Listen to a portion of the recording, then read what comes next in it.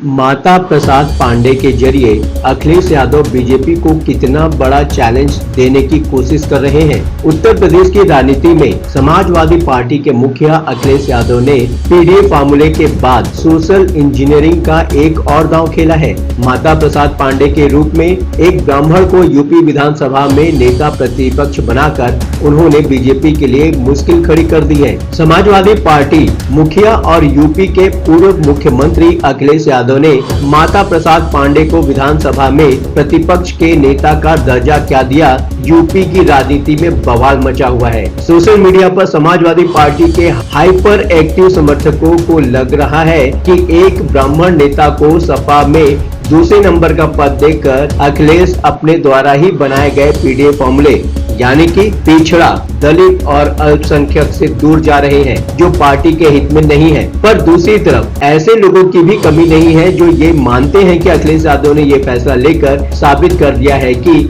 अब वे राजनीति में परिपक्व हो चुके हैं। नमस्कार, आप देख रहे हैं न्यूज कॉल 24। मैं हूं आपके साथ सुशील गिरीश। हर खबर पर नजर, हर सवाल का जवाब, पक्ष न विपक्ष, खबर निष्पक्ष। देश दुनिया की हर छोटी बड़ी खबर सीधे आपके स्क्रीन पर। लगातार ताजा खबरों के लिए बने रहिए न्यूज कॉल 24 के साथ। आइए बढ़ते हैं खबरों की तरफ। लोकसभा चुनाव में जब अखिलेश यादव ने गैर यादव कैंडिडेट पर दांव खेला तो भी यही कहा गया कि समाजवादी पार्टी के लिए ये ब्लंडर हो सकता है, पर चुनाव परिणाम बताते हैं कि अखिलेश का वह फैसला दूरदर्शी था। इसी तरह एक ब्राह्मण नेता को प्रतिपक्ष के नेता जैसे महत्वपूर्ण पद की जिम्मेदारी देकर अखिलेश यादव ने एक ऐसा दांव खेला है जो बीजेपी के लिए बहुत मुश्किल खड़ी करने वाला है। पहली बात, क्या बीजेपी में ब्राह्मण उपेक्षित महसूस कर रहे हैं, ये समझना होगा। यूपी के जातिगत समीकरण में संख्या बल के मामले में ब्राह्मण तीसरे नंबर पर रहे हैं। दलित यादव के बाद जनसंख्या के लिहाज से ब्राह्मण वोट निर्णायक रहे हैं, पर राजनीतिक जागरूकता के कारण हमेशा से प्रदेश की राजनीति में सबसे प्रभावशाली ब्राह्मण ही रहे हैं। मंडल की राजनीति शुरू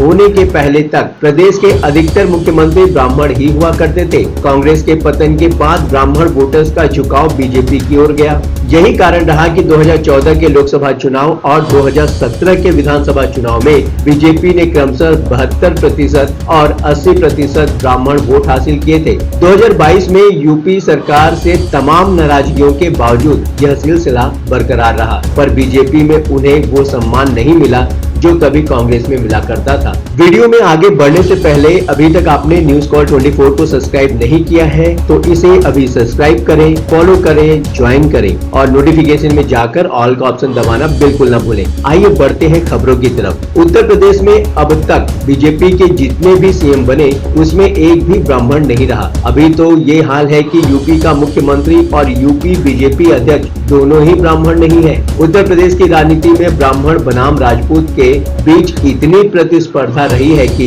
कांग्रेस राज्य में हमेशा इन दोनों में से एक सरकार का मुखिया रहता तो दूसरा संगठन का मुखिया रहा करता था, पर बीजेपी ने इसे भुला दिया। बीजेपी की ओर से केंद्र में भी कोई कद्दावर मंत्री इस समुदाय का नहीं बना है। ब्राह्मणों का यह भी आरोप रहा है कि उत्तर प्रदेश में योगी सरकार ने ब्राह्मण माफियाओं पर तो कार्रवाई की, पर ठाकुर माफिया छुट्टा घूमते रहे। यह भी आरोप लगते रहे हैं कि प्रदेश के खास पदों पर ठाकुरों की नियुक्ति की गई। इन सब आरोपों का नतीजा रहा कि 2024 के लोकसभा चुनाव में ब्राह्मणों का वोट बटा है। समाजवादी पार्टी के टिकट पर चिल्लू पार गोरखपुर से विधायक रह चुके विनय शंकर तिवारी का कहना है कि आगामी विधानसभा चुनाव में ब्राह्मण बड़ी संख्या में समाजवादी पार्टी के साथ जाएंगे। तिवारी कहते हैं कि ब्राह्मण बीजेपी राज में उपेक्षित तो हुए ही हैं, इसके साथ ही प्रदेश सरकार का कुशासन भी उनको मजबूर कर रहा है कि अब बीजेपी को वोट नहीं देना है। दूसरी बात, पूर्वी यूपी के ब्राह्मणों के लिए समाजवादी पार्टी बन रही है दुलारी।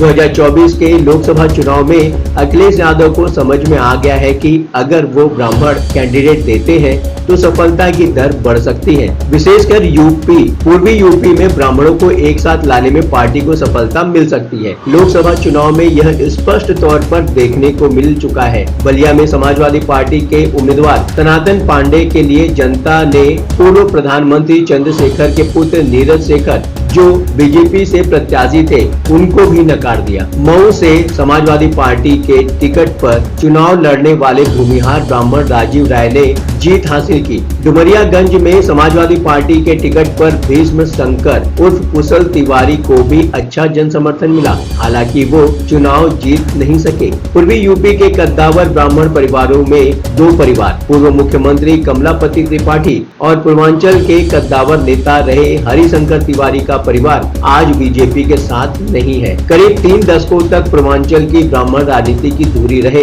हरिशंकर तिवारी अब नहीं है, पर उनके दोनों बेटे पूर्व सांसद भीष्म शंकर और पूर्व विधायक विनय शंकर आज समाजवादी पार्टी के साथ हैं। 5 अगस्त को हरिशंकर तिवारी की बड़े स्तर पर जयंती मनाई जा रही है। इस अवसर पर प्रतिपक्ष के नेता माता प्रसाद पांडे मुख्य अतिथि बनने वाले हैं। मतलब साफ है कि माता प्रसाद पांडे ने अपना काम शुरू कर दिया है। विनय शंकर तिवारी कहते हैं कि पूर्वांचल में करीब 60 सीटों पर ब्राह्मणों का वोट विधानसभा चुनाव में इस बार निर्णायक होने वाला है। तीसरी बात, ब्राह्मणों का साथ किस तरह अखिलेश यादव को दिलाएगा बढ़त। प्रदेश में करीब 18% सवर्ण जातियां हैं, जिसमें 18% से ज्यादा ब्राह्मण हैं। अखिलेश यादव अगर कुल ब्राह्मण वोटों से कुछ % भी खींच लेते हैं तो बीजेपी की कहानी 2027 में खत्म हो जाएगी। अखिलेश के ब्राह्मण कार्ड को बसपा प्रमुख मायावती की सोशल इंजीनियरिंग से जोड़कर देखा जा रहा है। तिलक तराजू और तलवार, इनको मारो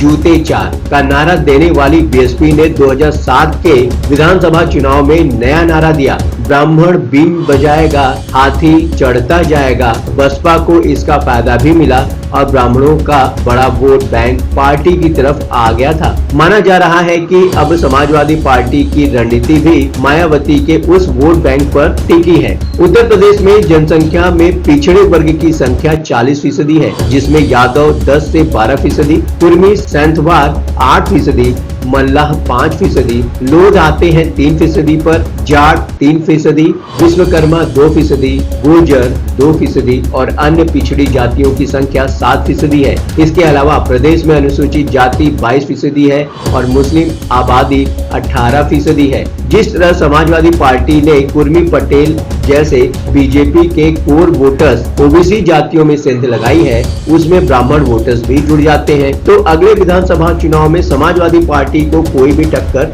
नहीं दे पाएगा। अब बात आती है कि माता प्रसाद पांडे के जरिए अखिलेश यादव बीजेपी को आने वाले इलेक्शन में कितना बड़ा झटका दे सकते हैं। क्या उनका ये दांव वाकई सराहनीय है और उनको आगे जाकर यूपी की सत्ता दिलाएगा? आप अपनी राय हमें कमेंट के माध्यम से बता सकते हैं। अपने क्षेत्र से जुड़ी कोई भी समस्या या अन्य बातें न्यूज कॉल 24 तक पहुंचाने के लिए वीडियो में दिए गए नंबर पर आप हमें व्हाट्सएप कर सकते हैं। बने रहिए न्यूज कॉल 24 के साथ। नमस्कार।